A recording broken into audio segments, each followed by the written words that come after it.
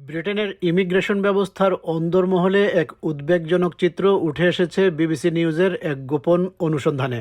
এই অনুসন্ধানে দেখা যায় কিছু ইমিগ্রেশন অ্যাডভাইজার অ্যাসাইলাম সিস্টেমকে ফাঁকি দিতে ইমিগ্রেন্টদের উৎসাহিত করছে, এমনকি ব্রিটেনে স্থায়ীভাবে বসবাসের অনুমতি পাওয়ার জন্য সমকামী সেজে থাকার পরামর্শও দিচ্ছে এসব ইমিগ্রেশন অ্যাডভাইজার।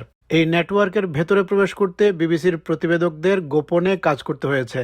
একজন ছদ্মবেশী প্রতিবেদক নিজেকে একজন পুরনো ইন্টারন্যাশনাল স্টুডেন্ট হিসেবে পরিচয় দেন, বলেন তার ভিসার মেয়াদ শেষ হতে চলেছে। তার উপর কোনো নির্যাতন চলছে না, আশ্রয় চাওয়ার বৈধ কারণও তার কাছে নেই। তবুও কিছু ইমিগ্রেশন অ্যাডভাইজার তাকে সাহায্য করতে আগ্রহ প্রকাশ করেন। প্রাথমিক যোগাযোগের পর হঠাৎ করেই একটি অচেনা নম্বর থেকে ফোন আসে। সেই সূত্র ধরেই প্রতিবেদকের দেখা হয় তানিশা খানের সঙ্গে পূর্ব লন্ডনে তার বাসায়। जरूरी तो नहीं है उसके लिए कि बंदा असल में ही हो वैसा, मतलब असल में तो मैं नहीं हूँ। देखिए मेरी बात सुनिए, असल में अभी कोई भी नहीं होगा। Okay, bye. Someone's got in touch from a number that we have not got saved. I don't know who this person is, but her name's Tanisha. I said, but I'm not gay. She goes, doesn't matter, no one's gay. So yeah, come to me, we'll do everything. I'm for this gay. Tanisha জানান, বহু বছর ধরে তিনি এ ধরনের কাজ করছেন এবং অনেক কেস সফল হয়েছে। मिला मतलब इस लाइन में मैं अभी 17-18 साल से हूँ। ओह पहले मतलब आपने किसी का किया है इस तरह से किसी का, बहुत किया, और कामयाब हुआ है कि नहीं? अल्हम्दुलिल्लाह कितने कामयाब हुए इसके अंदर, मतलब? बहुत। তিনি প্রতিবেদককে একটি নির্দিষ্ট পথরেখা দেখান, সমকামিতার ভিত্তিতে অ্যাসাইলামের আবেদন করা। ছদ্মবেশী প্রতিবেদক নিজেকে সমকামী নন বলে জানালেও তানিশা তাকে আশ্বাস দেন এই প্রক্রিয়ায় তাকে সাহায্য করা সম্ভব। जो गे केस बोलते हैं या सेम सेक्स जो भी है, उधर आपको प्रूफ करना पड़ता है कि आप एक एलिजिबिलिटी पर्सन हो। पर मैं तो वैसे नहीं हूँ। वही तो बोल रहा, आप नहीं हो। তানিশা খান ব্যাখ্যা করেন কিভাবে একটি পূর্ণাঙ্গ কেস তৈরি করা হয়, যার মধ্যে থাকবে ছবি, রেফারেন্স চিঠি এবং অন্যান্য প্রমাণাদি। এই সার্ভিসের জন্য তিনি 2500 পাউন্ড ফি দাবি করেন। ये है, अगर आपको लगता है कि आप मेरे पास आए हो तो मैं इस तरह के आपको करना है, तो ये मैं आपको फुल पैकेज में आपके साथ आपको क्लबिंग की पिक्चर्स बोले और इधर उधर की एविडेंस, जो एक लेटर में आपको दूंगी जी। किसी का, उसके साथ 2-4 पिक्चर आप ले लेंगे और वो ये लिख के देगा आपके साथ उसका फिजिकल सेक्स हुआ हुआ है।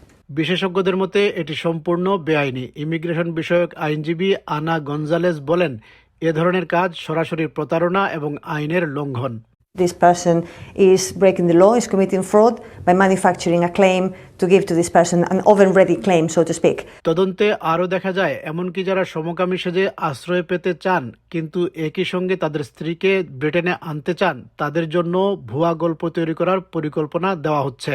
इधर जब होगा तब लेस्बियन केस बना सकते हैं, उसको आप ले आओ स्टूडेंट बना के, टूरिस्ट बना के, जैसे मर्जी ले आओ, टूरिस्ट पे भी ले आऊँ?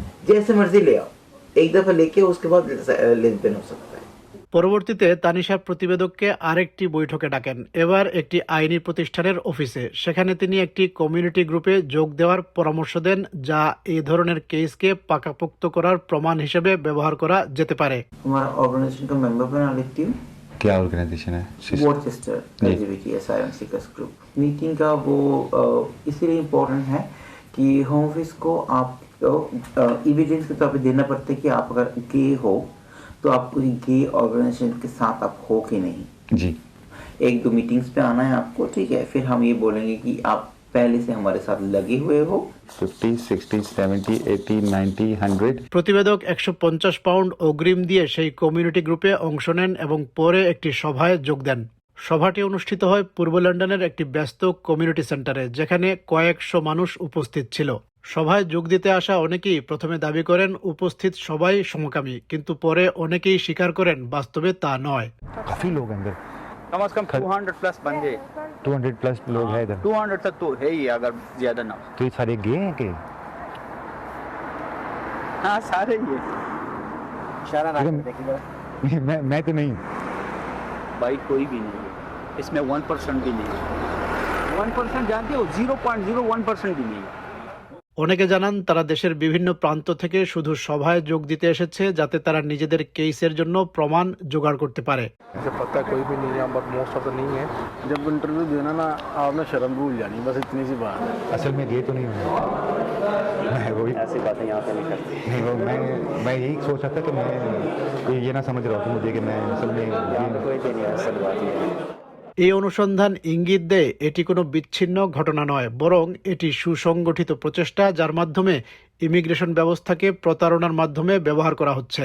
যেখানে অ্যাসাইলাম সিস্টেম তৈরি হয়েছে প্রকৃত বিপদে থাকা মানুষের জন্য, সেখানে এমন প্রশ্ন উঠছে এই ব্যবস্থার অপব্যবহার কতটা বিস্তৃত হয়ে উঠেছে। সেই সঙ্গে প্রকৃত অ্যাসাইলাম সিকারদের জন্য পরিস্থিতি আরও কঠিন হয়ে পড়ছে কিনা সেটিও হয়ে উঠেছে এখন গুরুত্বপূর্ণ উদ্বেগ।